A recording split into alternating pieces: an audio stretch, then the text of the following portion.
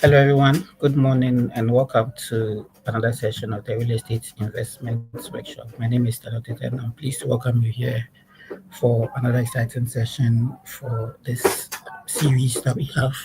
It's an opportunity for you to learn about the opportunities within the real estate sector, and it's brought to you by the Global Startup Ecosystem, Intium Group, and the Ghana Tech Summit.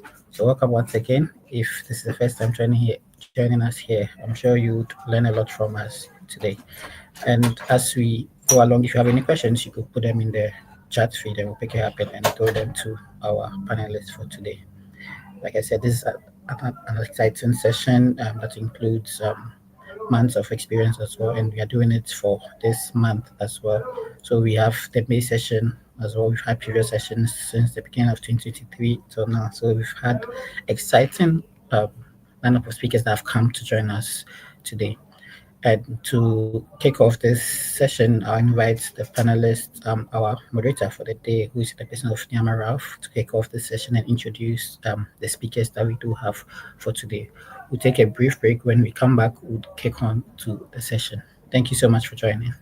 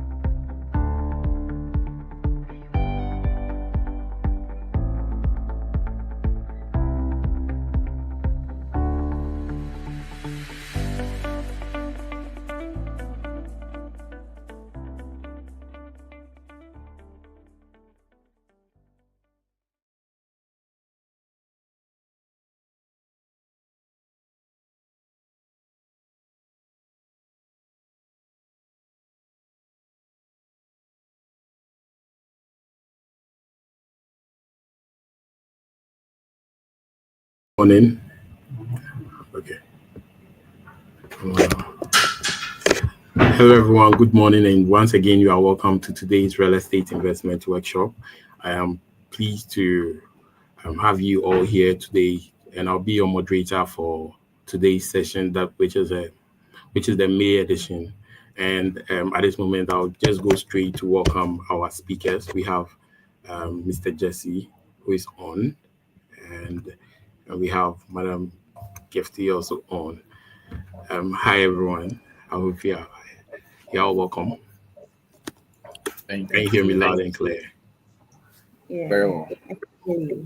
Okay. All right. Thank you very much for making it possible to join us today to on the stage to share your knowledge with us. And at this moment, I'll just kickstart with Madam Gifty while you introduce yourself and then tell us what you do. Maybe just tell us what you do. Let us know you.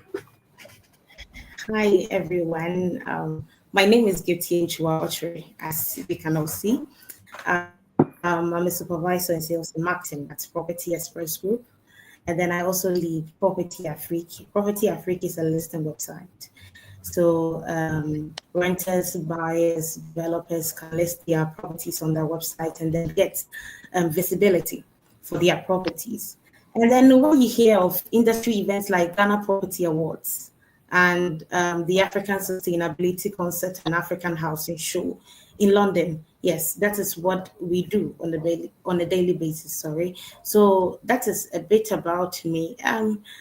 Entering into the real estate industry, coming in as a young person, the shocks. You get into a place and then you get into a conversation. You're like, wow, I didn't know this, and that has been the journey. It has been rewarding. It has been educative, and I hope to share what I have learned so far with our audience today. Thank you so much. Oh, thank you very much. We look forward to that. I'm Mr. Jesse. So, my name is Jesse Hammond. I'm a real estate broker and property consultant. I'm also a member of Gareb and Finances at REAC. Our main focus is to help clients buy, sell, rent properties. So basically, that's what we do, to help clients buy, rent, or sell. No matter your financial status, we are best to help you get something on the market. Wow. Thank you very much. Okay, so now we dive in right away. So we start with Gifty. Gifty, please tell us what inspired you to pursue a career in the real estate and what keeps you passionate about it today. Okay, so the real estate industry, for me, I see it as an ecosystem. Growing up, I've always been drawn to technical things. The things that we would say these ones are for the boys. That is exactly what I would want to do. So starting when I was very young, instead of choosing home economics like every other girl would choose home economics, I would choose pre-technical skills. That is what I would do. I would like to carry my drawing board around. I would like to learn about the materials. I would like to learn about the tools in construction. So the love for real estate started there. But that time I didn't really know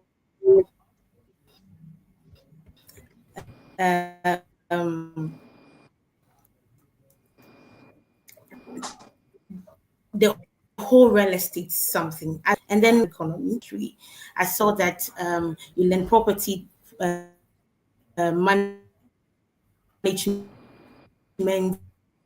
valuation, and property laws, and the other principles that these I saw in blogs and it's always been there. And then learning what I learned also in school has just sealed it for me to even love it more. Now, even coming out of school, just right out of school, I entered into the industry, just right out of school. And then the shocks, as I mentioned earlier on, oh, so this is also in the industry. Wow, this industry is big. It's not just about property. management. It's not just about valuation. It's not just about. There are a lot of other areas within the industry that I can tap from. So that has been an inspiring journey for me. That is fueling my passion for the industry day in day out. So that is basically that. Thank you very much, 50. And Jesse, what about you? So mine is some way somehow. I'm a go-to person in general. So people come to me looking for office, housing, land. Then I was not in the business. So I kept inquiring. Once a while, I followed them to the property. I shared the contact of the fellow. So it started gradually. Then I started reading about it. What was this? What is that all about? This property people are already always asking.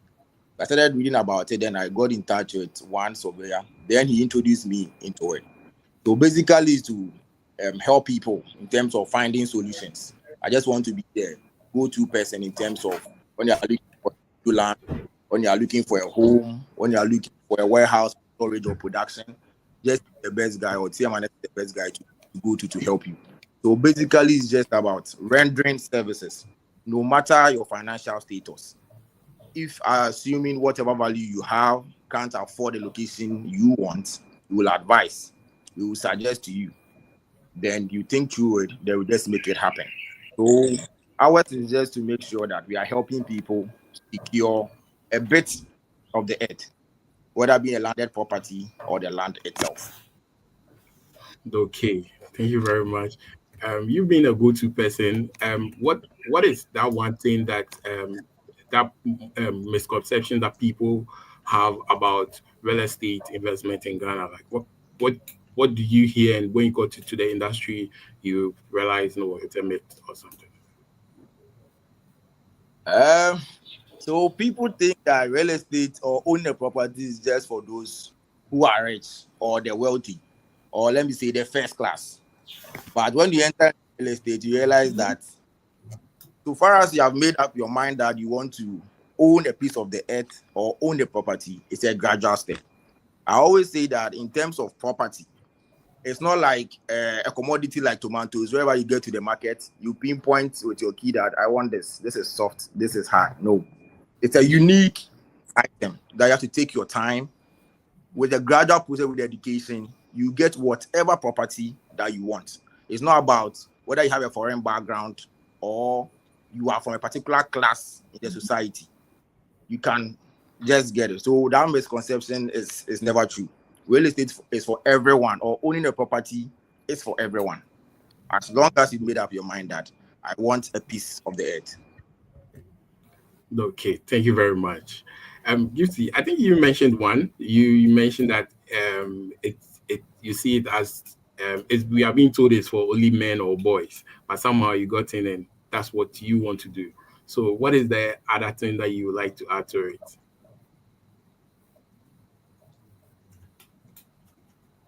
Okay. Aside from what Jesse mentioned, that people think that it's for the rich, people also think that it's just about buying and selling, buy, sell, build, buy, sell it. That is not it. Because when you come into the real estate industry, I don't know. I don't know if and I'm the only one. when Okay. when you they feel they don't have anything to offer because I don't have money to build, or I don't have much knowledge in this particular field. Hello, am I audible now? Yeah, your internet. I think we are having It challenges. goes on and off. Yes. I think you are good now. Okay, Let's I think go. it's better now, right? Yes. Yeah, it's better Yeah. now. Okay, so there are other things you can do within the industry. I say, let me speak from the perspective of a young person. There are other things you can do within the industry. That we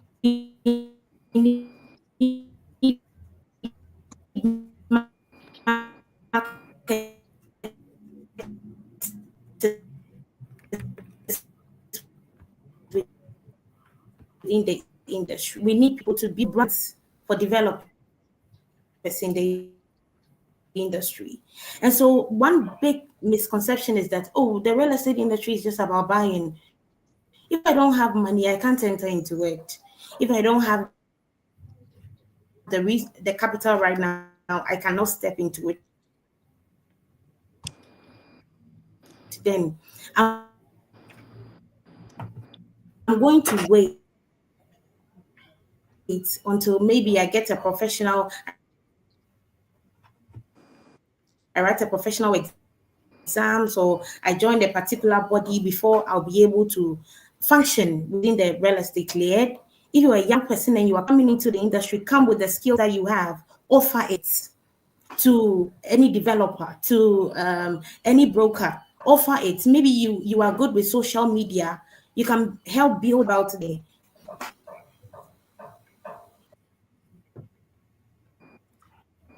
Oh, I think we lost Gifty.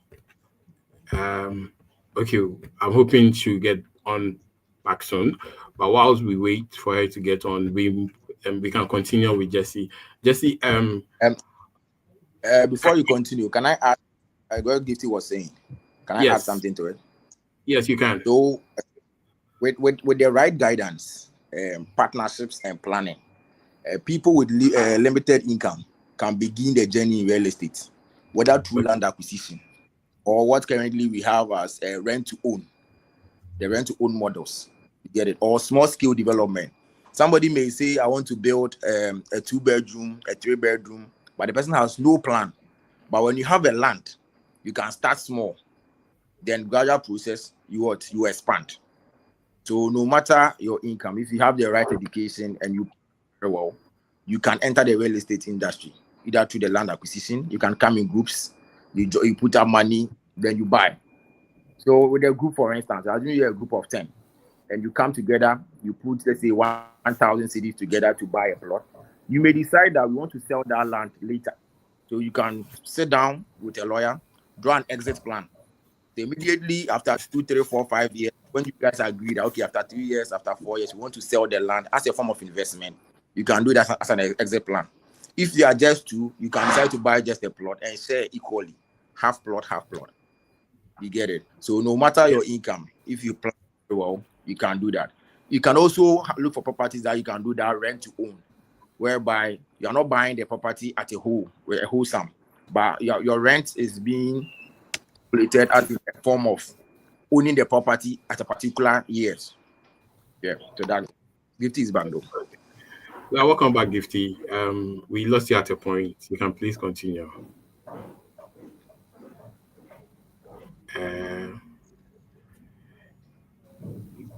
Gifty, okay. I think Gifty is having. Gifty, can you hear us? I can hear you. Okay, yes. So you are welcome back once again. Please continue where we lost you.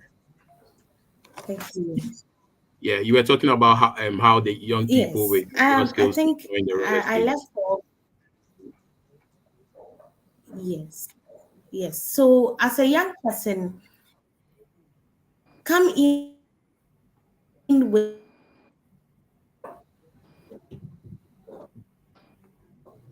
yes.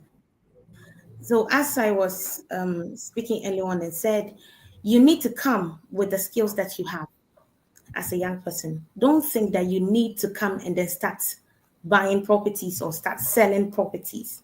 Come in with what you have, the skills you have. I mentioned that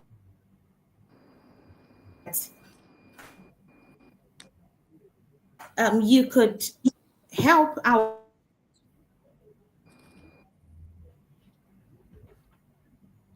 and so that is, I think that is one misconception that we need to clear.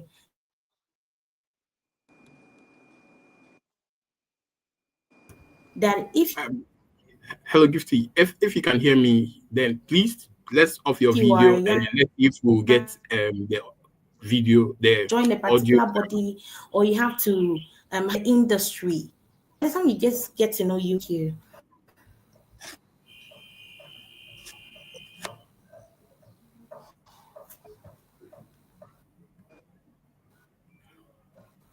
If you can hear me, then please off your video and let's see if we can get the voice flowing.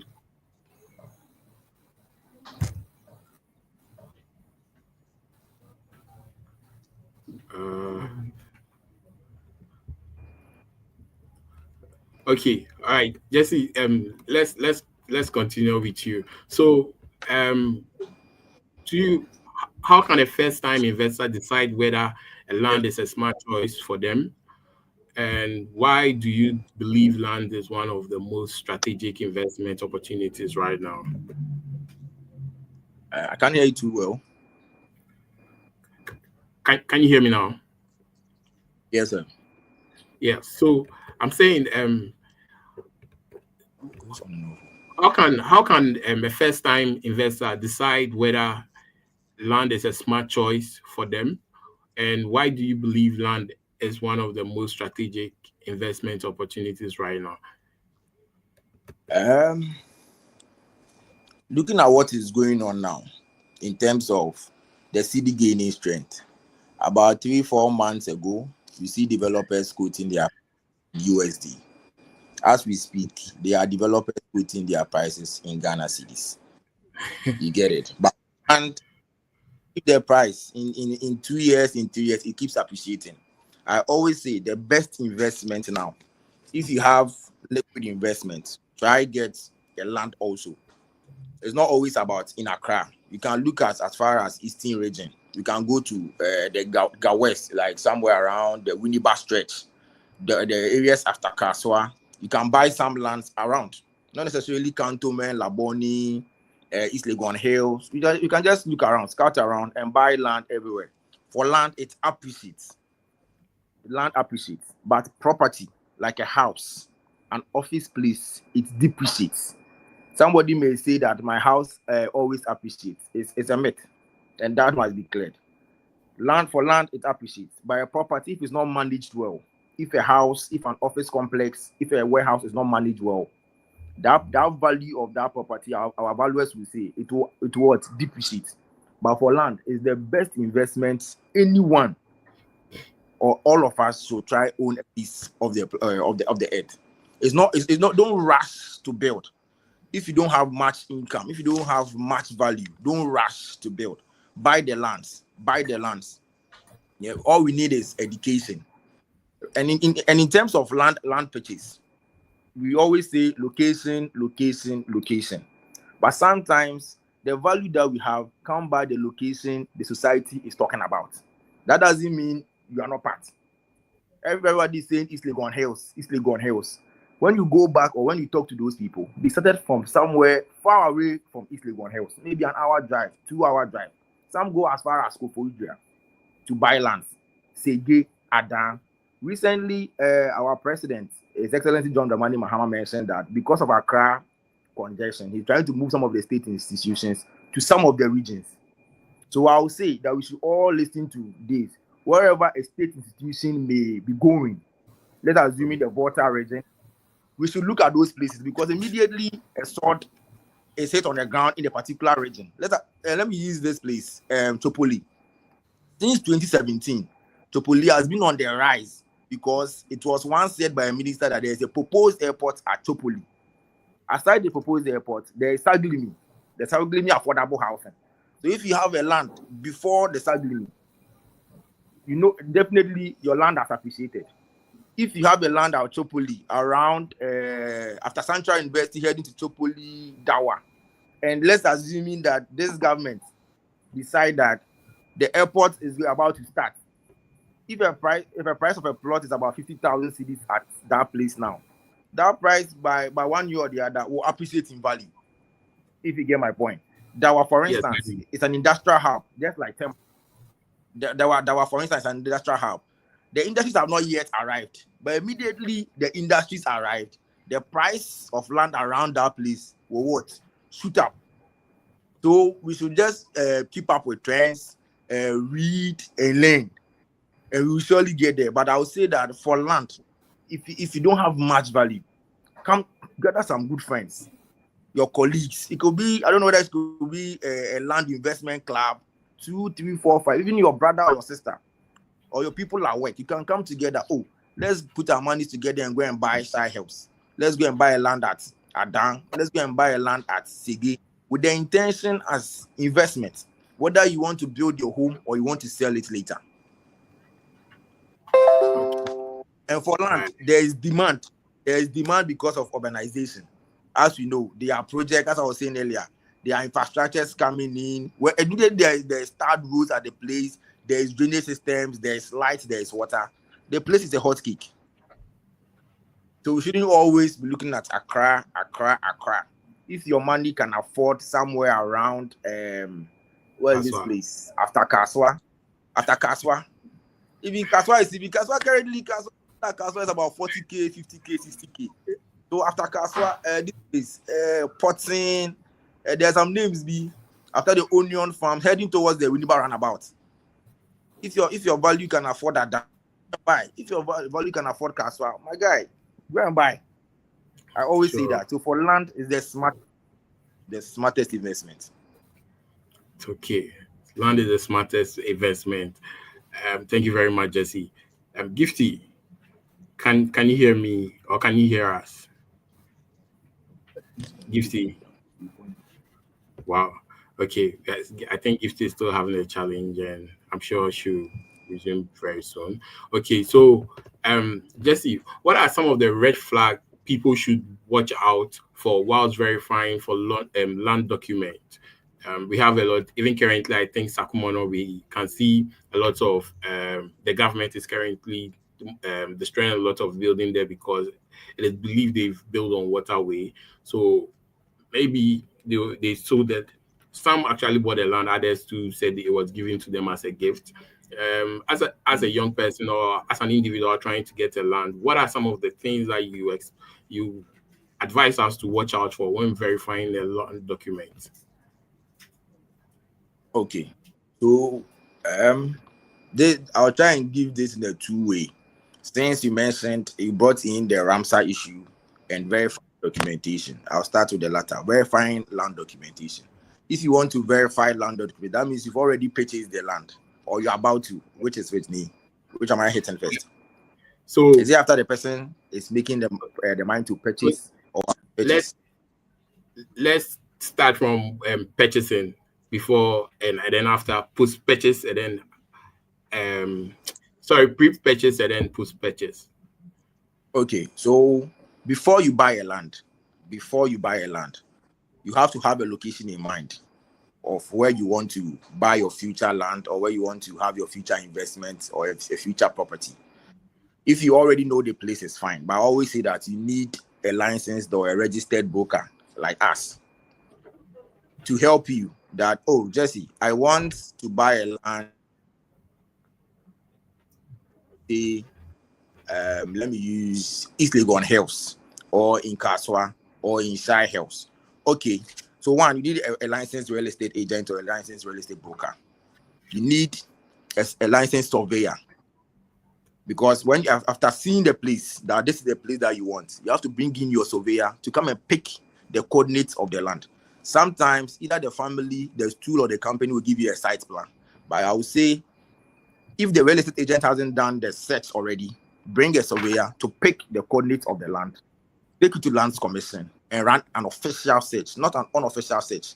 Because unofficial search, you might not get all the information you need in terms of the transaction that has gone on the land.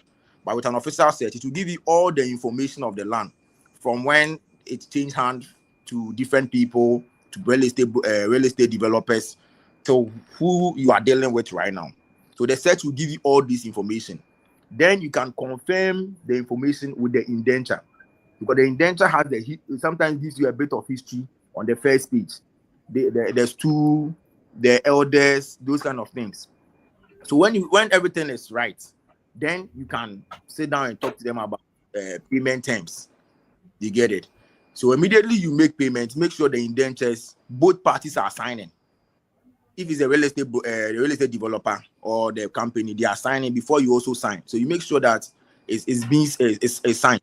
When it's done, you take it to the court for the registrar and the solicitor to always sign and stamp before you can take it to Lands Commission to start paying your first tax, but that's the stamp duty before registration can take place.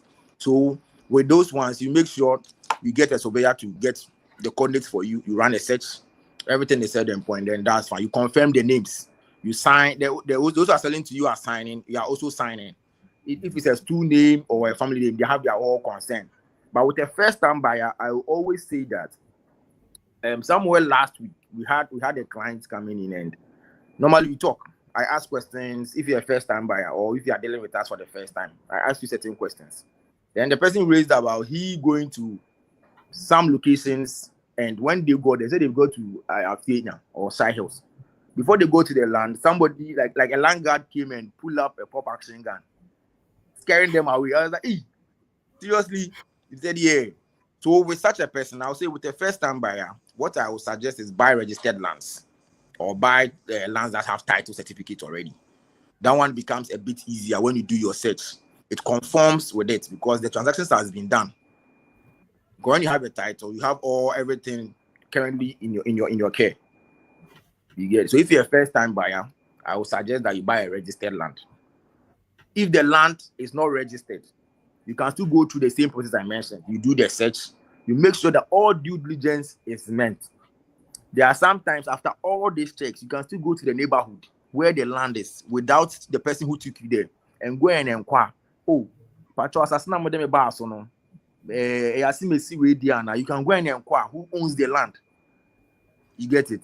You can go. That's most important, especially the developed areas, not the faraway places that there's nobody, but the developed areas that there are houses, there are neighbors. Some of the lands, there are even squatters on it. You can pass whoever took you there and go and inquire, do checks. You make sure that all your due diligence are met. We encountered some challenges when we started. We fell in the trap. But now, there are certain things that we will never repeat or will never do. If you come to our inbox, people will tell us, oh, we are selling our land. They'll even send you, I will ask you 1, 2, 3 questions. If you're not able to provide answers to those questions, you're not coming there. Because we are not in a hurry to sell any land. It is better for us to lose a sale than to lose a relationship. So we build a relationship with the clients, and for the sale, it will come. We will not rush to sell any land, then tomorrow we have an issue. We had an issue some time back, which we are not thinking of letting you okay. And when it comes to, for instance, of the Ramsar, as I mentioned, that portion, as it says, it's a government land, or it's for Ramsar side, that's wildlife. That means it's a government land. So if you don't have the authority to build, you can't. You get it? You can't. So we just have to make sure that we have the legit documents. We have the legit documents or the right to be able to own those places. Okay. All right. Thank you very much. So I just this just came up. So let's say, most people have lands that are being handed over to them by their parent. In the olden days, or let me see, years back, people hardly register land. What happens if your family have a land, they've built on it, that's where you live for a very long time. You don't know where the papers are or the documents are. Okay. What do you do? So what I would say on that is, you can just get a surveyor. Let him pick coordinates of that said land. You take it to Lands Commission to run a search. Unless the land has never been registered. Unless that's never been registered. There are cases like that the land has never been registered. There are some that has been registered. As you said, the documents are missing or they don't know where the documents are. If that's been registered and you take it to Lands Commission and you do the official search, you get all the transaction that is on the land. So let's say if your grandparents registered it, you see your grandparents' name on it, then you can do the transfer to your name, especially if it has been signed. So you have an indenture attached to it, then you can do a transfer to your name. But there are cases whereby the place has not been registered, but it's for your grandparents. Your parents were in, and currently you are also in. You can start the process again, because Lands Commission is the place where all lands are being registered. But as we speak, there are some lands that are not registered. So I would advise that they can start the process by visiting Lands Commission, either on the website or their premises at cantonment. Then you start the whole process and register the land into your name. Okay, so in this case, can I do that as an individual, or I need a real estate company to help me do that? You can do that by yourself. When you go to landscommission.com on their website, the processes are there if you want to do a search. But for site plan, you need a surveyor to pick the coordinates for you. I always, people call us, oh, can you help us register the land? I tell you it's a process, but sometimes I want you to also feel or understand the process. We will guide you. So we'll tell you, go to Lands Commission. When you get there, the place, they have a place, is it the service center? It's just like a bank. So you can you see all the inscriptions on their boards. You inquire, oh, please, I want to register my land. They'll tell you, oh, you have to pay stamp duty first.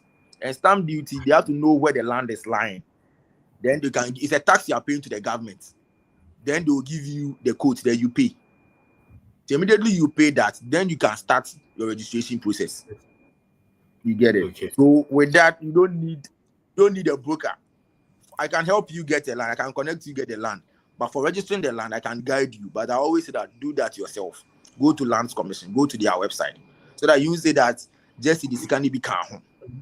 When you pay, they'll give you. When you pay, they'll give you all the processes. They will guide you from step 1 to step 2 to step 3. You go through all till you get your land certificate. Okay. All right. Thank you very much. We have Gifty back, and I'll come back to you. I have some follow-up questions to that, but let me go to Gifty. Gifty, can you hear me? You're on mute. Well, I can hear you. Yes. I don't know. My reception is at its worst today. Sure. Okay. We can hear you. I think we can do without the video, and we can hear you loud and clear. So we'll move on to the next question, which is what are the key things buyers or renters should look out for when choosing a property? Okay. So first of all, we need to understand that real estate is not one size fits all, right? Sure. And so people have different reasons why they buy property or would want to rent property. For example, if you are looking for a residential property, something to live in with your family, you'll be thinking about comfort, community, neighborhood. So you look out for proximity to schools, supermarkets, healthcare facilities, reliable transport links, a quiet and safe and kind of. Then if you are looking for a commercial property, you look out for trending or high traffic neighborhoods because you want to make returns, right? You look for strong rental demand you want visibility, you want accessibility, you want safety for the people going to use it. So before you even begin with the search, ask yourself, why am I getting this property? And what kind of property do I need? So your why is going to guide your what. So after you have been able to say why I am looking for this particular kind of property, then it's going to inform your what I should look out for. So after we have dealt with all that, now you know this is what I need the property for. This is why I need this particular property. Then we come to due diligence. Now, let's start with documentation and legal verification. I think this is a place where a lot of people are making mistakes within the real estate industry. People buy with emotions. People want to invest with emotions. You are trying to buy land and you don't know much about, you've not done your due diligence, you've not asked questions, and then you are paying money to buy a property. So clearly, You should have clearly defined boundaries or coordinates. As Jesse, I think I when I came in, Jesse was talking about that. You have to know. It is not what somebody has said. You can't take what somebody has said for the person's word in the real estate industry, particularly in Ghana, where people need money all the time. And so we'll find ways of getting money, right? And then you need to have a history that shows the rightful ownership and transfer process. I think Jesse has enlightened us on that particular part. So please don't just take somebody's word for it. Involve a lawyer. It's important. It's not an option, it's a necessity. A legal professional will help you verify ownership, check encumbrances. You wouldn't want to, at the end of the day, go and buy disputes. And if you don't do your due diligence in this country, it will be on your neck. Nobody will be able to help you. It's going to be a long process. It's going to be a long something. And so all these have to be done. Go to Lands Commission yourself or send a qualified rep there to do that for you.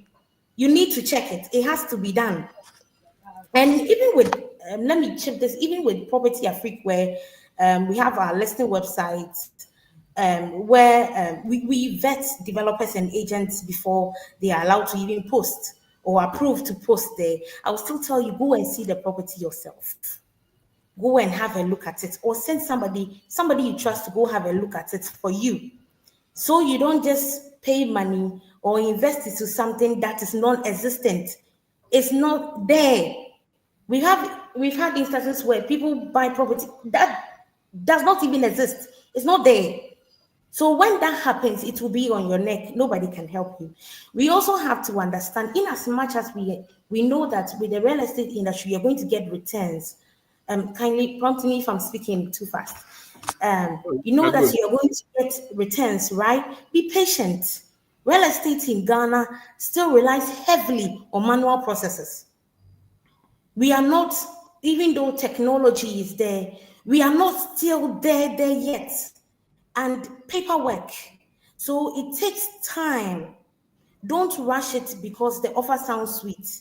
This is a big investment you're making. So cutting connects will cost you more later. So it's best if you take these points into consideration. Thank you. All right. Thank you very much, Gifty. Okay, this is out at the moment. From your leadership experience, what advice do you have for young professionals entering into the real estate space for the first time? Maybe somebody out there, after Jesse and yourself spoke about coming in with your skills, coming in with what you have. Okay, I've decided to join. What is that advice that you have for me entering into it for the first time? What are the things that I should know? What are the things that I should do? Okay. First of all, let me say that real estate is an ecosystem, as I mentioned earlier on. And that's something we don't talk about enough. It's not just about building houses or owning land. There are so many roles: marketing, legal, surveying, events, finance, tech, you name it. There are so many of them. And so when we talk about breaking into the industry, we have to stop thinking only about money.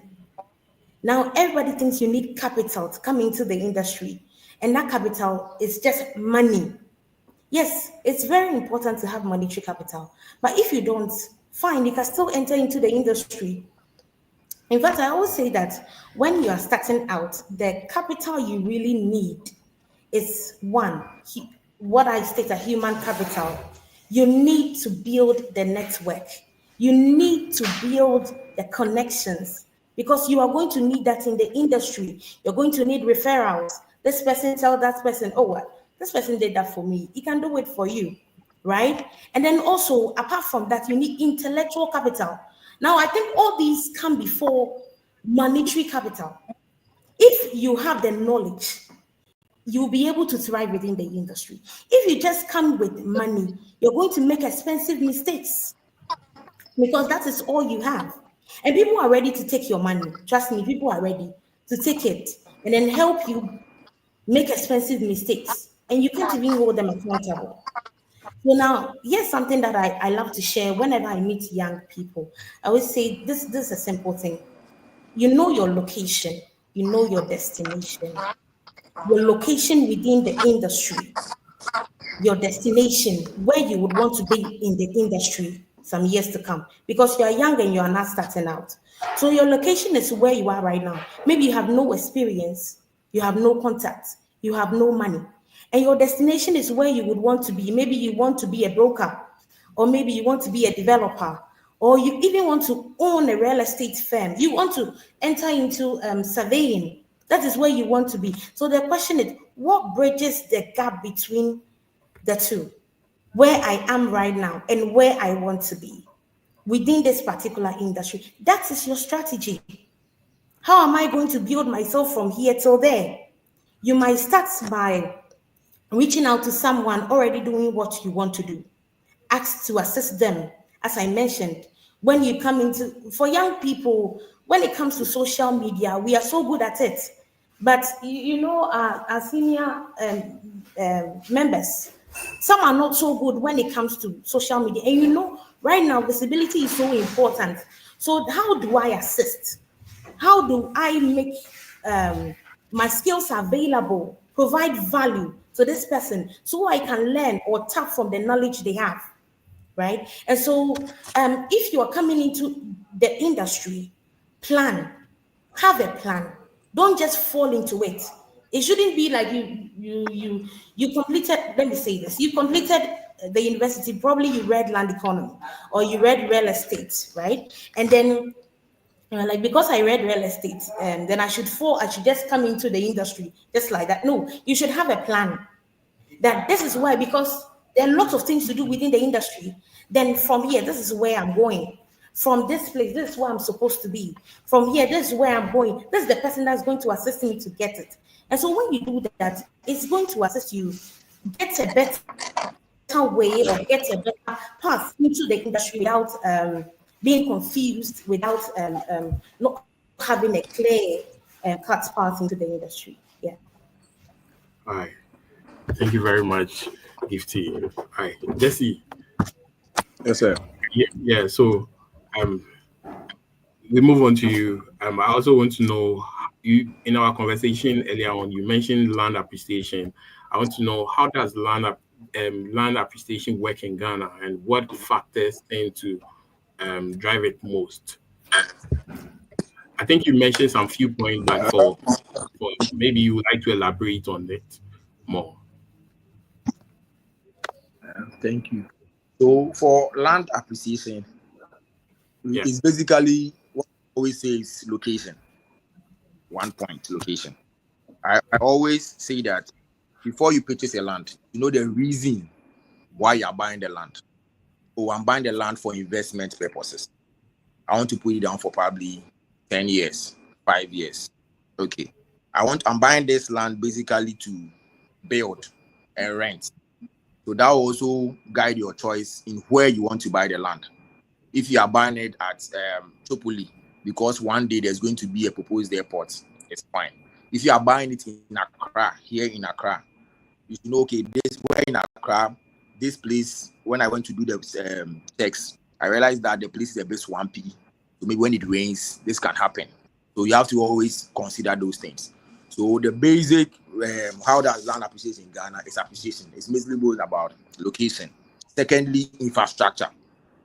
So far as there are complexes around, apartments around, the prices will definitely be different. When you get to a site in East Legon Hills where there are no structures, the price may be down.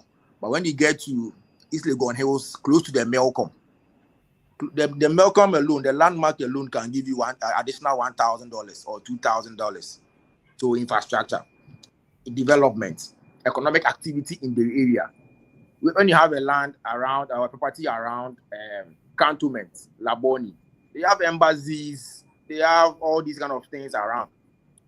Definitely an office space at Laboni around Bosphorus, those locations.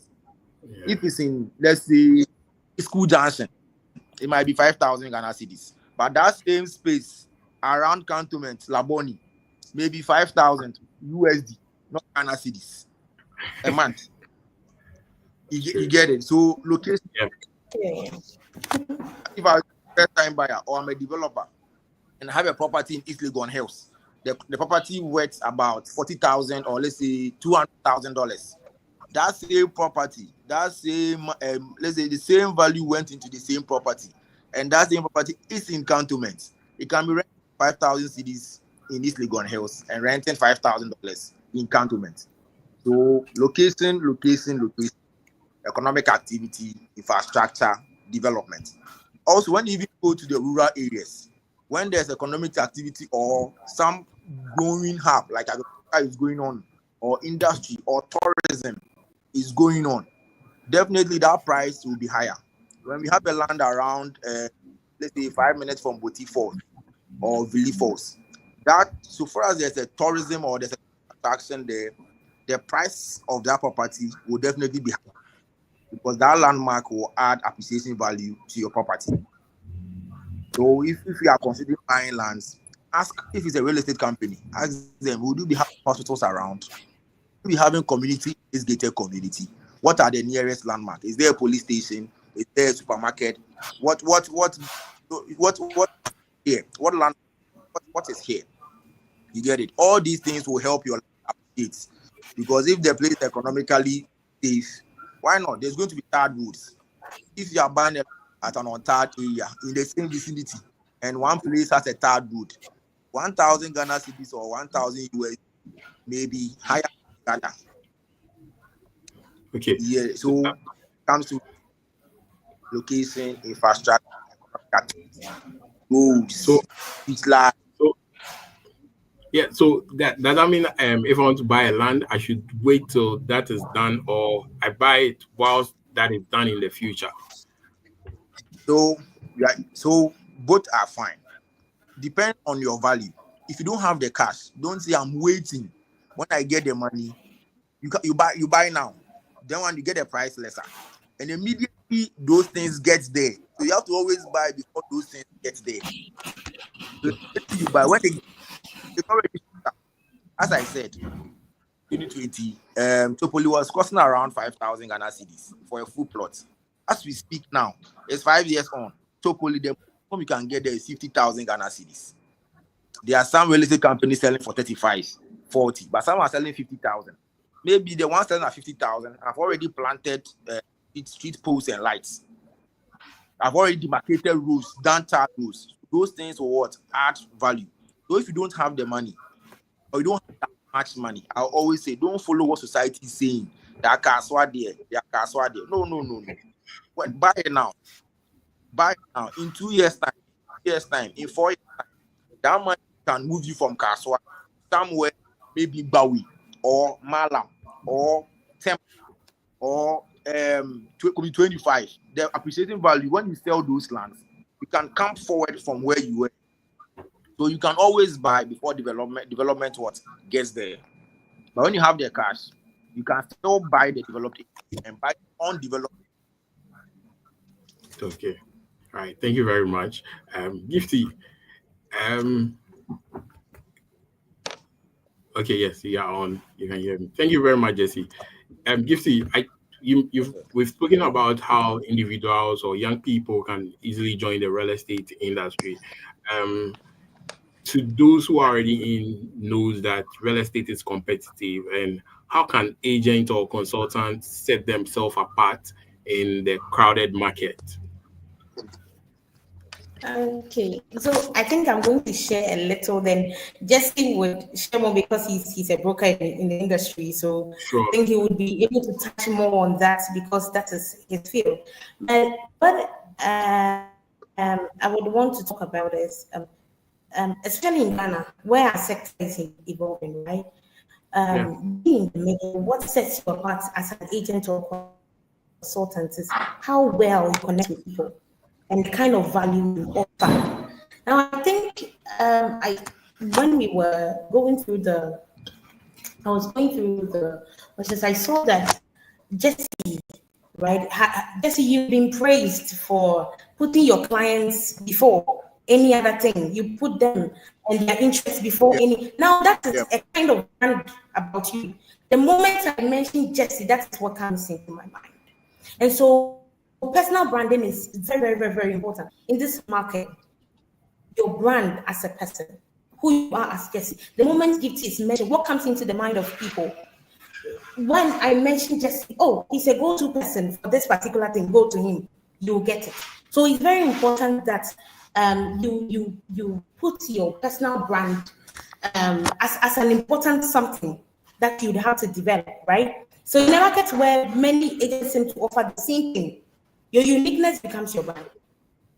Maybe you are an agent who breaks down contracts easily, or maybe you speak their language, right? Speaking their language, not necessarily speaking Chi or English or Ga, but you speak the language they understand. So let's say you are an agent, you are dealing with people, sorry to say market women, right? You speak the language they understand. You interact with them in the way that they understand.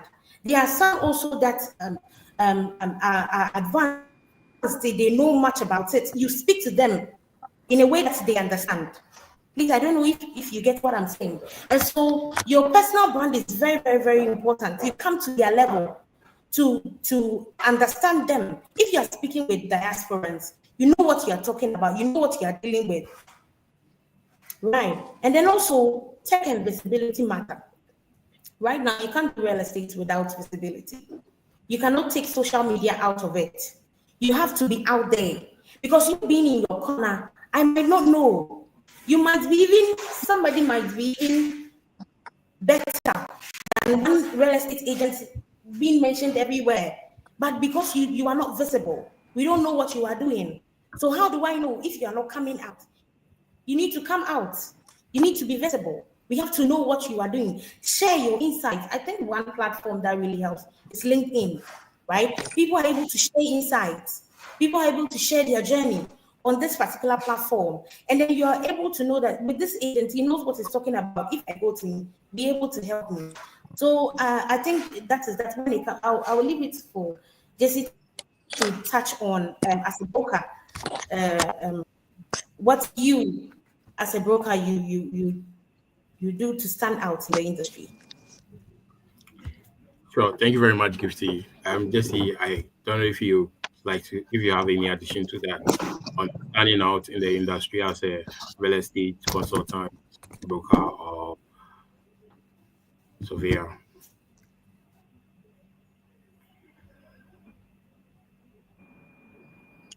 Needs it for me? Yes. Do you have any addition to that? How to stand out as a real estate consultant?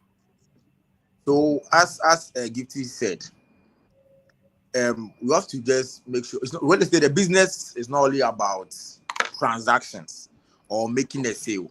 No. Sure. You have to make sure you are creating a relationship. The client comes first. You are protecting the client. You give, as Gifty said, you are giving him or her all the information. There's this location at Community 24. I got a referral, and when the person called, he mentioned that somebody has already taken around that place. Then I told him that, oh, what do you intend to build at this place? He said, oh, I want to build a 2-story building. I said, in this place, we have zoning. You can't build a 2-story building here. So I'm educating. You can build either a 1-story house or a single-story building. I said, oh, you're kidding. I said, oh, that is true. You can go to the assembly. They will tell you. So it's not all about it's not all about the sale. You have to have that kind of transaction. You have to have that kind of relationship with the client, and that will build trust and loyalty. So immediately you'll be a go-to person. You are easily referred that, oh, when you go to Jesse or when you go to TMNX, they're going to tell you the truth. They're going to tell you what's happening. This is what the landlord said. This is what the landlord doesn't want. There are some agents that will take you to your property just because of commission. They don't give you all the information on the property. And tomorrow you get there after 2-3 months, the landlord is on you. But the landlord has already communicated that to the agent. You get it? So first, you have to make sure as a broker, the client first. It's the client first. I always say it's better for us to lose the sale it's better for us to lose the sale, but we'll keep the relationship. Even if the business doesn't go well, even if the sale didn't go through, you have entered into the mind of the that, oh, this agent, this broker is a solid guy. He's not all about the money, the money, the money. The relationship is key. Somewhere last year, we went to an outdooring of a client just because we were so cool with the client. The relationship was great. Whatever they wanted, they got it. When their wife put to bed, he sent us an invitation to the outdooring. So that's relationship. But if I misbehave towards him, after paying me, he will just delete my number. He will not call me. Up to date. It's over 12 months now. Up to date. He sends me messages. He checks up on me. If he wants information, he asks me whether he's buying or not. He comes into our DM. Oh, I heard this. I'll give you the update. Oh, this is what is going on. If it's a link I've seen somewhere, I'll share to you. Then you read. It's not always about the money, the money, the money. Relationship, the business is about relationship, creating networks that we keep learning. So that's how I do it. Okay. Yes. Right. A little to add to that, Ralph. I want to share this. By virtue of what we do, right, we get into contact with a lot of people in the diaspora. And one person reached out to me, and then he's an investor and mentioned he had some needs, and then mentioned those needs. So I decided to get him some agents he can work with. Now, a few days ago, he called me and was praising a particular real estate agent, praising him, not that he has gotten what he wants from him, but the kind of commitment this guy puts into the work. He was like, no, amongst all the agents, this guy is very special. Even if I don't get what I need from him, I'm going to do a lot of things, and I'm going to refer him to a lot of people, right? So you need to be a solid guy, as Jesse said. It's not always about the money. Don't put money first. We know we need money, right? But don't always put money first. Try to give value. Be committed to them. When they see that, people, when they see that you have their interest at heart, they feel like you care about them. And so they also want to care about you. So let's be dependable also, and then be committed in working as real estate agents. Thank you. Okay, right. Thank you very much, Jesse. So there's one thing that I think throughout your submission you've been mentioning, which I think is going to stay with me. It's better to lose a sales than to. It's better to lose a sale and keep a relationship than to lose than to gain a sales and lose a relationship. Which simply means you put your buyers or your customers first. In view of that, I want to find out with you, what are some of the biggest challenge in selling land, especially in growing areas? Currently we have about, when you go to court, or when you go to the CID headquarters, you go to this place. There's a unit. It's just they handle just properties.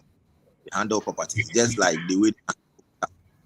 There's a unit at CID headquarters that deals property. You see so many documents. We have, when our court issues, about 70% is land. So one of the biggest challenges is litigation, dispute ownership. And this is due to improper documentation. We didn't check whether both parties are signed. Some people buy land and the real estate company didn't sign. There is no stamps. They just buy the land and they are saying that they own the land.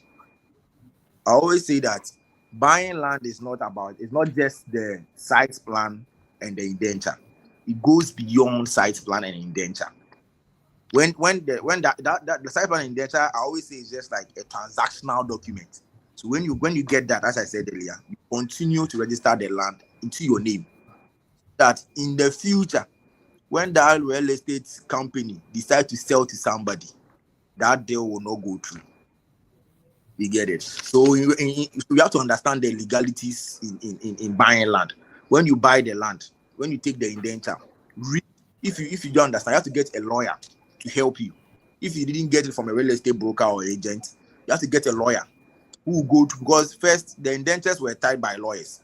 By now, the companies do it themselves. So you have to have a lawyer to tell you, oh, they say that when the lease expires, you can renew after 45 years. There are indentures, that statement is not in.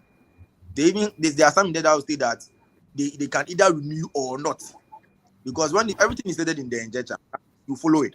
So when it ends, okay, we will give a percentage. Everything is stated in the indenture. You have to understand. You have to let a lawyer help you understand whatever is in the indenture before you also sign.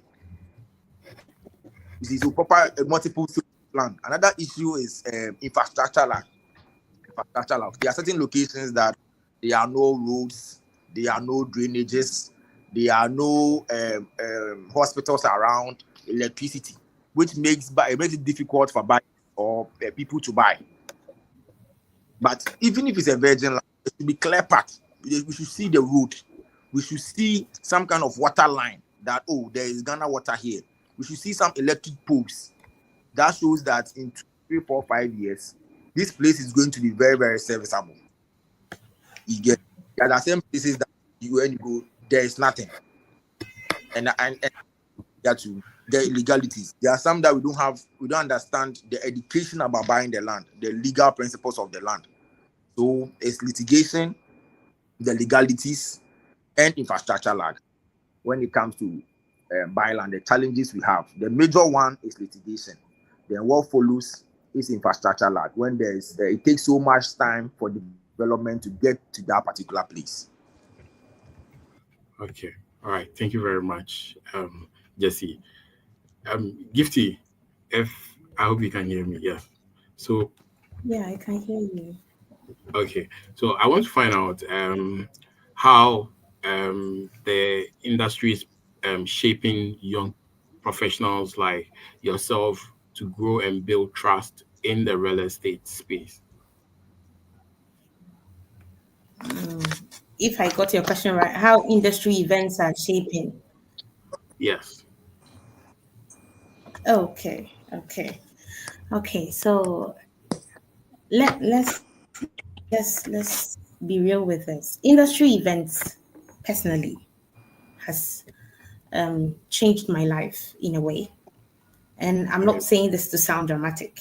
I'm saying this to sound very real, right? I'm a young professional. I just got out of school, and then I'm in the industry already. And so I've had to put myself in the room where opportunities are. And that's what industry events do. They put you in the room. So at Property Express Group, we organize events like Ghana Property Awards and the African Sustainability Concert and African Housing Show in London. And trust me, I see firsthand what happens at these events. People connect, people grow, and people open doors for each other. Now, let's look at this. You might think that I don't have any business yet. I'm not supposed to be there, or I don't have anything to offer yet. But here's the thing: you don't go to these events only when you have something to give. You go because you want to grow, because you want to connect.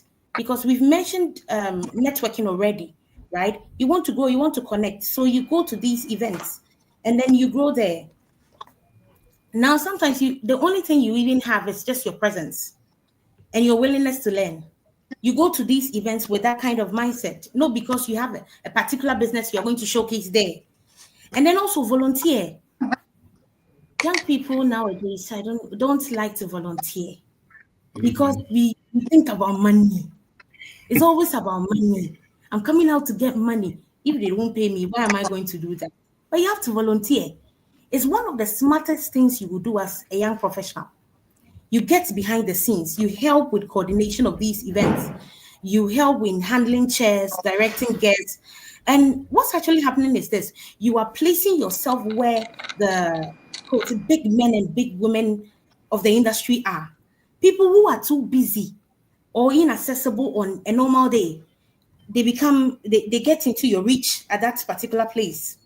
And so you get to speak to them, you get to introduce yourself, you get to take their contacts, and then you'll be shocked at how approachable they can be in those spaces. So industry events are so important. They connect us. Your network is your net worth, right? And so you need to take industry events seriously. Find a way to be in that room. I've gotten some opportunities out of these particular events. I've met some, big men within the industry out of these events. And so you don't take them like the moment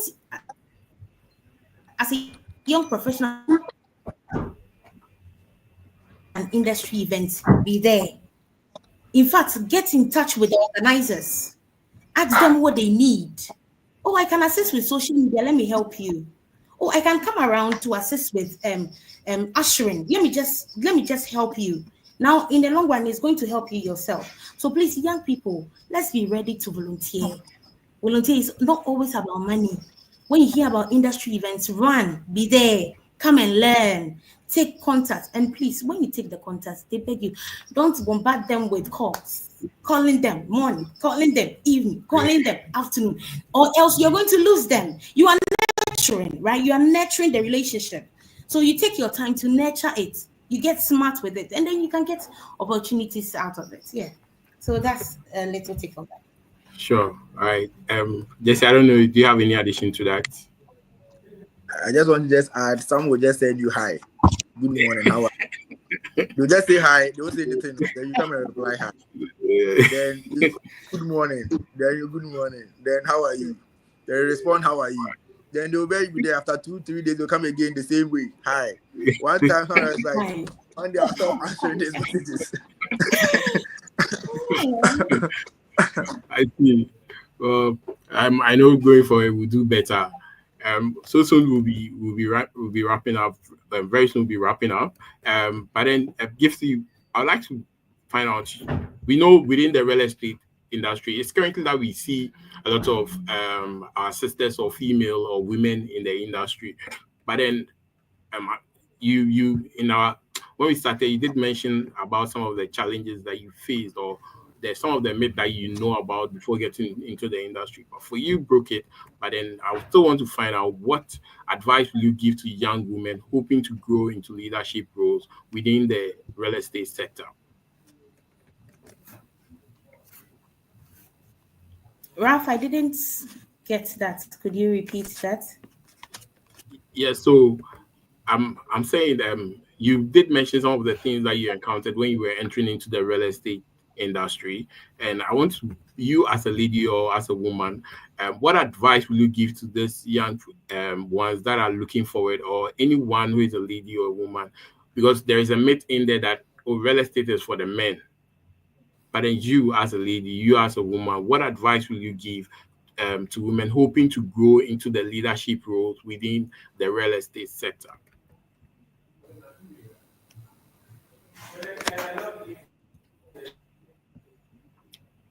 Did you get my question? If right, because my reception is misbehaving. What advice, Ralph? Am I audible? Yes, you are. I can hear you loud and clear. Am I audible? Yes, you are. Great. So let me begin by saying this. The young women entering into the real estate space, your mindset is everything. Right? What you carry mentally will either push you forward or hold you back. So it's important that you put your mindset in the right place. Now, there are two mindsets that I often see in young women that can be very limiting, and I want to touch on that. First, don't come into the industry thinking, I'm a woman, so things should be easier for me. Some people believe that gender alone will win them favor or give them shortcuts as women, but this is the truth. It's your value that speaks, not your gender. It is your value that speaks, not your gender. If you don't demonstrate competence, reliability, and excellence, nobody is going to hand you opportunities just because you are a woman. Let's just be clear on that. Gender may open a door, but it's your work ethic and attitude that keeps you in the room. So if you're coming with this mindset, please, wherever you are, drop it. So you do not come into the industry with this at all. Now, the second thing is, don't come into this industry with the mindset that because I'm a woman, somebody or someone is automatically going to hold me back. Yes, there might be biases. They do exist. They've been existing. There are people with outdated ways of thinking. They will always be there. But don't let the fear of that define how you move. Don't be constantly on edge expecting enemies. They exist only in your mind. Come into the industry vigilant, smart, and focused on growth, like any other field. And I think this is not only about the industry, any other field. That's how you enter into it. So just like any other field, you go with this kind of mindset. If someone crosses a line, you set boundaries respectfully. But don't walk around with a defensive wall before anyone even gives you a reason. You've not found even a reason, but in your mind, you think there's an invisible somebody somewhere going to drag you down or going to prevent you from getting any form of opportunities. They don't exist. Drop it wherever you are. Thank you so much. Now, here's another very important thing. And there's something I wish more people had told me when I was starting out, that you don't have to prove yourself to anyone but yourself. As a young woman, when young men enter into real estate or any ambitious industry, there's this unspoken pressure, right? And while it comes from a place of ambition, that pressure can become so heavy, so unhealthy, and so toxic. Let me tell you this clearly. You are not here to prove anything to anyone. You are here to learn. You are here to grow. You are here to evolve. So evolve. Your journey is not a performance for others to validate. It's a process for you to develop. You don't owe anybody the stress of perfection. That is out of it. What you owe yourself is consistency. Be consistent in what you're doing. Be curious to know. And then commit yourself to keep showing up better each time. Every time you are better.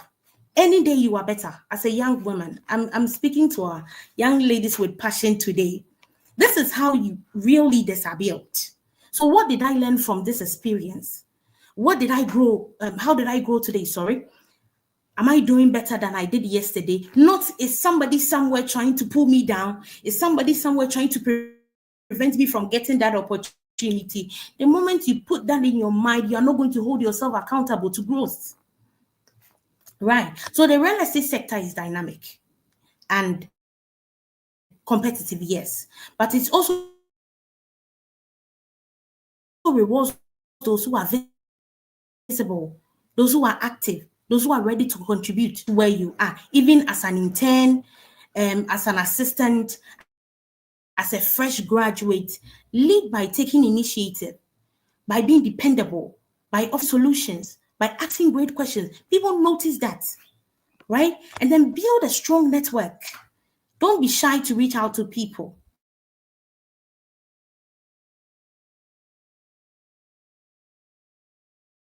I think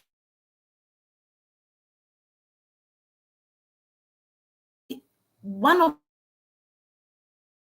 the things that was holding me back was reaching out to people, the fear of rejection. Build that network, send that connection on LinkedIn, share that interest. I have this saying that if you can do better, don't do good. If you can do best, don't do better. If you can do that, if you can be your best, be it. All right? Be it every time. Show for excellence every time. Be the one who improves it. If nobody is coming, be that person.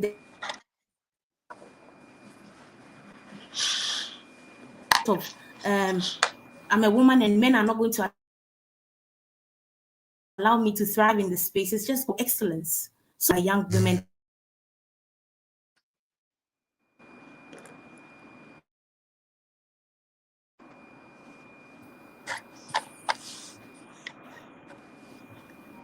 Hello, am I audible? Ralph? Yes, you are. You are. We can hear you.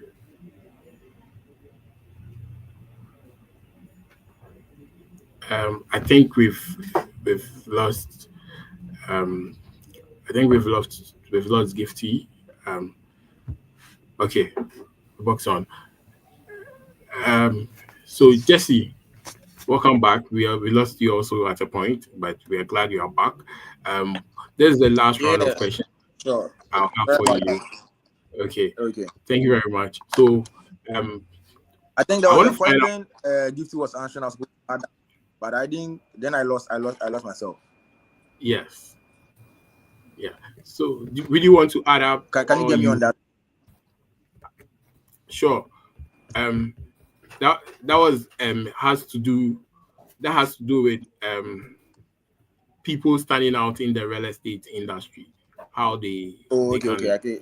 She said it also. Sure. Yeah, she said it also. We can proceed. Sure. And so I want to find out from you also, how can a broker or agent really add value in a transaction beyond just linking a buyer and a seller? Because one thing, as I mentioned, you value relationship more over sales, and also you always put your customers first. So just in the way of education, how do you think anyone within the real estate industry can add value beyond transaction? Okay, so as agents or brokers, we don't just connect people. We don't just bring buyer and seller, then the transaction is done, then it ends there. No, we do due diligence. We do due diligence. We do the search ourselves. You have to understand the indenture. You have to make sure that the site plan conforms to what the buyer wants to buy or what the seller wants to sell. So we also negotiate prices. So in agency, we have an agent's buyer or the seller's agent. There are some to that you can be in between. You'll be a dual. You'll be playing that dual role. So it's one on to you to make sure that whoever you are representing the person right, not just about showing him or her property to buy. So you do the due diligence, you negotiate prices, you make sure you are protecting both parties. So whoever you are representing, you are in for the person. Whatever the person wants is what you make sure that what you get for the fellow. We also provide that we give market insights. Our end, for instance, we recommend surveyors, we recommend lawyers. There was one time a prospect hit me up on Instagram, and she was like, she's buying a property in Ebri, but she realized that the agent that was leading them is trying to be a bit dubious. She's not understanding, so she wants a lawyer. Although I was in the agent on the deal, I immediately referred her towards the lawyer. And as we speak, although they didn't get the property, she was happy that the lawyer came in and the lawyer explained things for her. If not for that, she said, Jesse, I would have lost so much money. But just because the lawyer came in, the lawyer made sure that the documents that was ongoing wasn't the right documents. So we refer lawyers, we refer surveyors, so the professionals to make sure that the business goes on well. Aside that, I'm able to let's say interpret or explain indentures. When I have an indenture before me with a client, I'll be able to explain that these are the legalities of whatever you want to buy or whatever you are selling. This is the number of years that is left. We are able to explain all those kind of things. And we also help, as you mentioned earlier, that if a client wants to do registration, there are some clients that have a busy schedule. So they'll be like, oh, the lands commission, the timing and going there up and down. So I want you to assist me. Because you assisted me in buying this property, I want you to help me register my land. We'll do that for you perfectly. So there are some clients, because of their busy schedules, they are unable to go back and forth at lands commission. Our team, we have a representative who will go there, do all those kind of rounds for you to make sure that you are okay. So aside we connecting people, we do due diligence for you. We negotiate prices, we protect both parties, and we refer professionals to them. Okay, thank you very much, Jesse. So at this point where we want to close out, our final key takeaways. I would like to give you also the opportunity to also tell us about your company, what you do. You've mentioned some in your submission already, but currently I dedicate this time in you telling us about your company, what you do, and how we can, what are some of the services that we can come to you for, and then if there are maybe your social media accounts or social media channel that you would like us to access, you can tell us about. And then after, you also give us one piece of advice you wish you had received before starting out in the real estate. Yeah. All right. So as I said earlier, we rent, we sell, we manage. There are some properties that we can manage. Whether there are some landlords that don't have time in terms of keeping or managing their properties. Just when you say we, who are the we? When you say we, who are the we? Because we don't know. Well, I'm listening. You're telling us about your company, so I want you to be more specific so that we know in case we have to research on it. When I say we, yes. So I might be the lead, but I'm not the only one in the business. I have colleagues, so that's no, like I'm not the only person. I'm just drawing attention so you can mention the name of the company. I'm saying that. Can you hear me? Yes, I can hear you. I think there's a bit of delay. Can you hear me, please?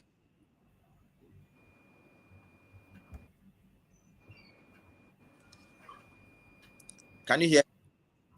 Yes, I can hear you. Okay, you go on. I can hear you loud and clear.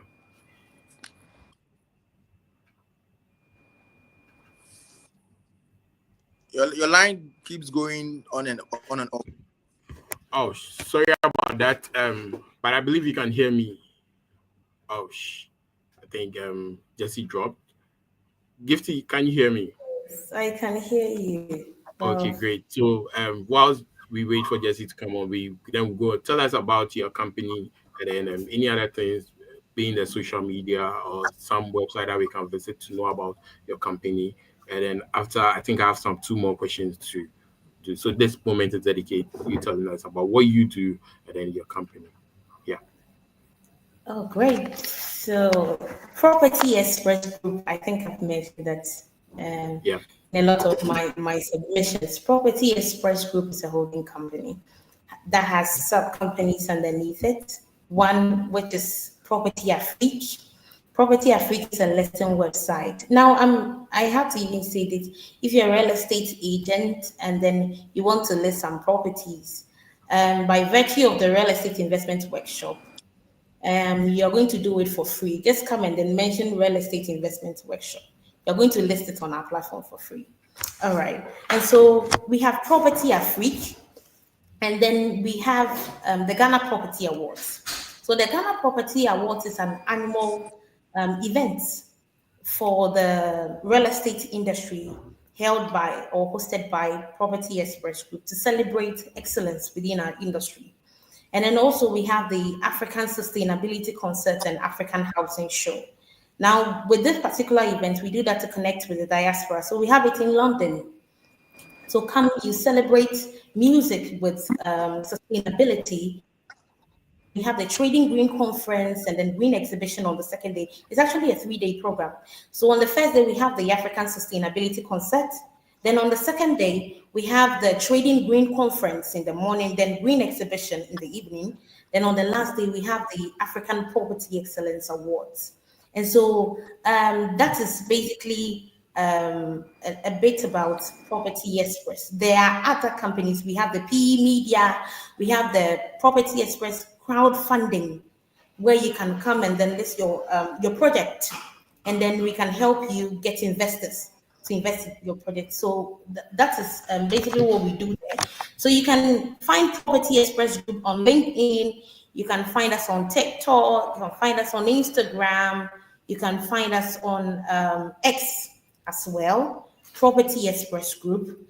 And then you connect with us, and then we can do business from there.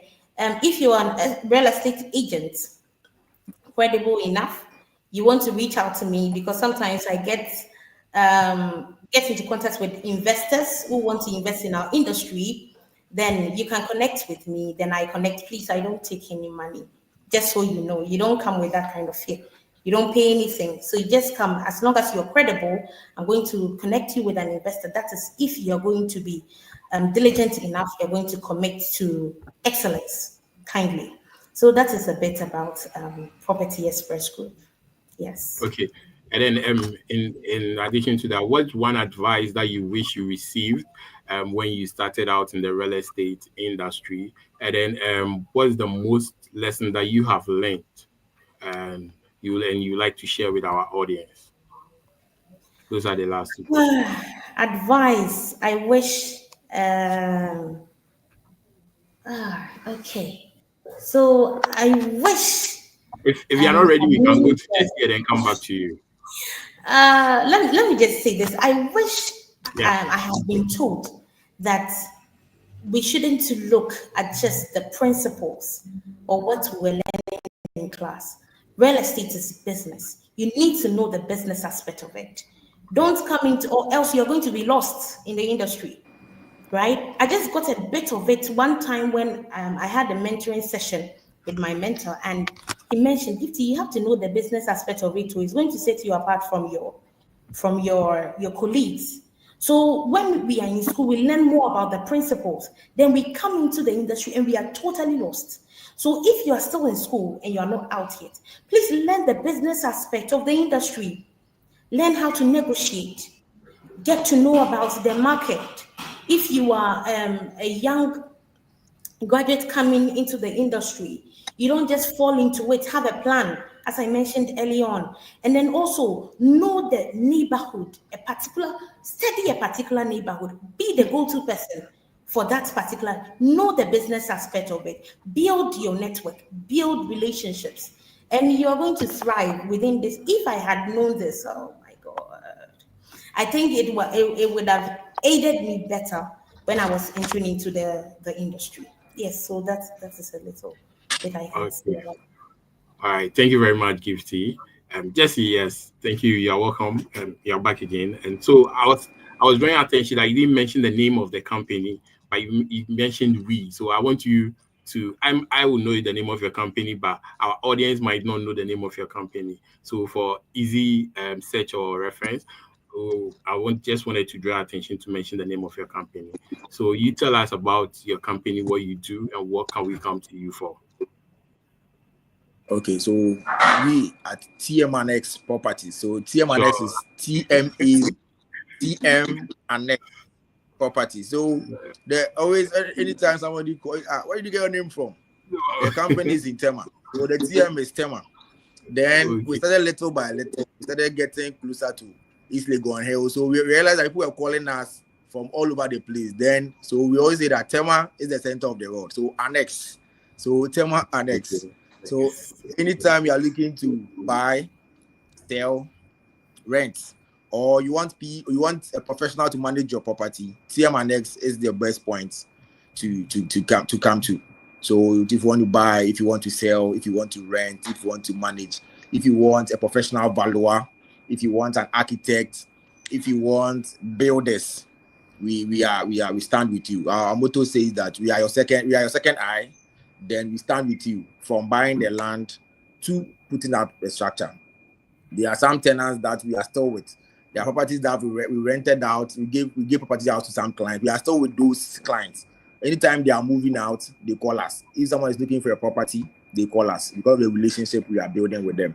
So TM&X, that's what we do. If you want to you can find us on all socials as TM&X Properties.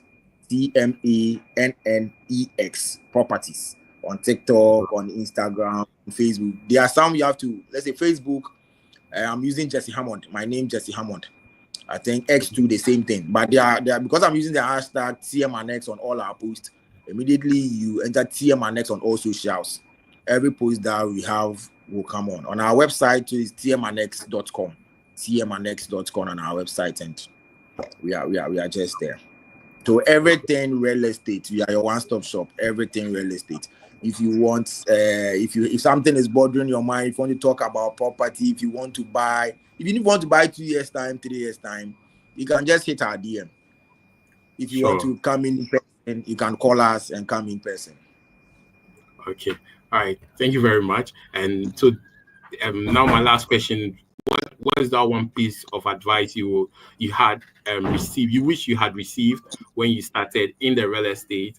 And finally, the most important lesson you have learned in your career and you would like to share with the audience?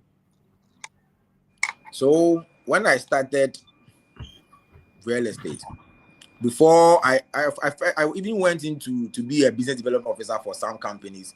I've been a listing administrator for some companies. As I've been a broker for some companies. So all I thought was listings, hitting my targets, making sales. But as time went on, I realized that it's my reputation I'm building. So from first, I was just thinking about the sales, the listings. I'm always worried about listings. I'm always worried about targets. But my reputation is the most valuable asset. So if someone had mentioned that, young man, what you're entering is your reputation, I would have kicked that first. But from onset, I was thinking about listings. I was thinking about sales. I was thinking about nothing. But when we sit down for group meetings, we are talking about targets. We are talking about how to make sales, those kind of things. But our reputation was not discussed.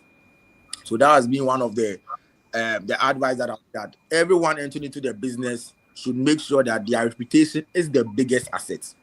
The relationship that you build, you nurture, is the one that is going to take you very, very far. Where our office is located is because of the relationship I built with the landlord when we met. The property was empty, and by God's grace, the property is full. So he said, I spoke to him that, Chief, this and they said, come back to the office. Come and start something there. So he also guided me, do this, be visible on social media, do this, do that. So our reputation is at stake. One mistake will mess you up. One mistake will mess you up. So as agents, as brokers, I'll just say that, make sure that your reputation is solid. You don't just do anything. You just don't do anything. And Raf, there was a second half question. There was a second half question.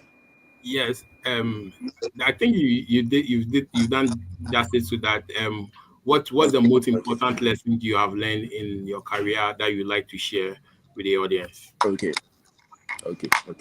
I don't know if you. So, like, it's a long game business. Give person that it's a business. When you are entering, you make sure that you build relationship. You be consistent. The business could be tough, it could be rough, but make sure that you are consistent, you are persistent, and you are committed. Not today, business is not coming, so you are sleeping, or not because business is not coming, so you are not posting. So you are not posting on social media. You are not going to talk to clients. You are not going for programs. You are not going for those kind of, because this is not going on well. But who knows? I never knew Gifty, but as at I think somewhere 3 days ago, I was checking her profile on LinkedIn. So I'll also be entering into a DM to make sure I'm doing my listings. You get it? So no matter that whether business is going on or what, make sure you're always committed, you are consistent, you're on it, you are following up, you are showing up at events. Gifty said that. You are showing up. If today is not well, I always tell my colleagues that are coming, I'm mostly the lead, but they are back ends. When we meet them, we are talking. I thought that we all know when we started. You can less than less, not a single call. Not a single call. Yeah.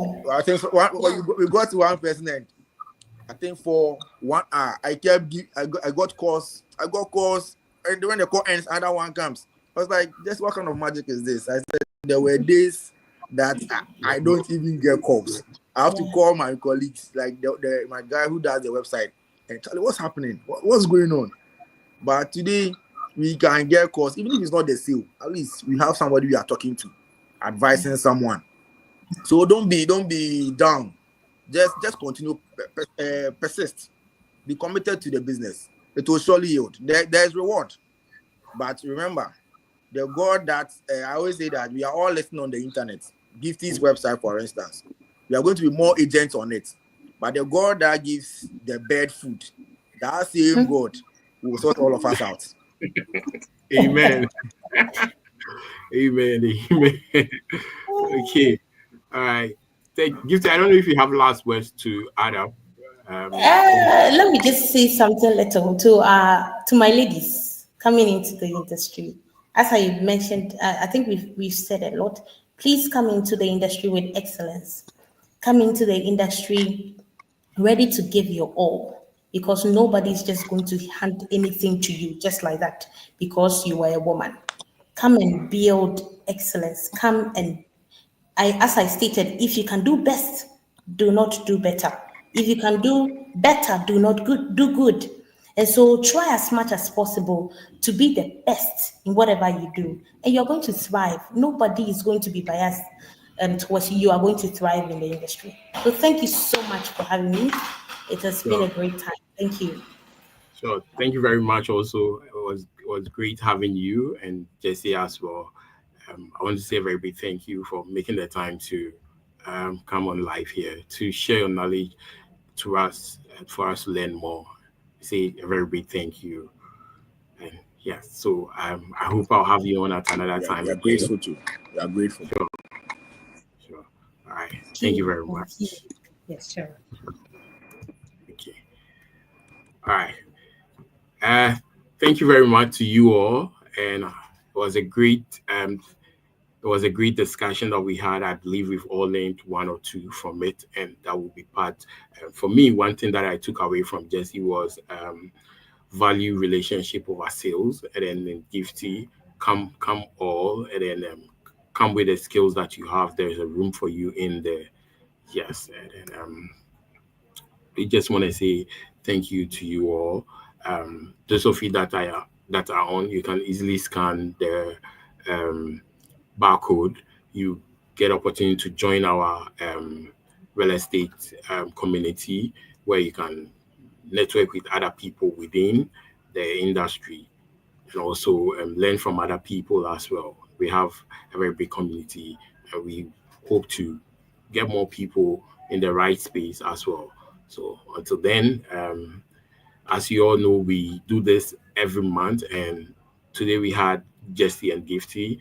Next month, on 27th, we are going to have a different session as well. So you're always welcome to join us, and just let us know what you think. Yes, thank you very much.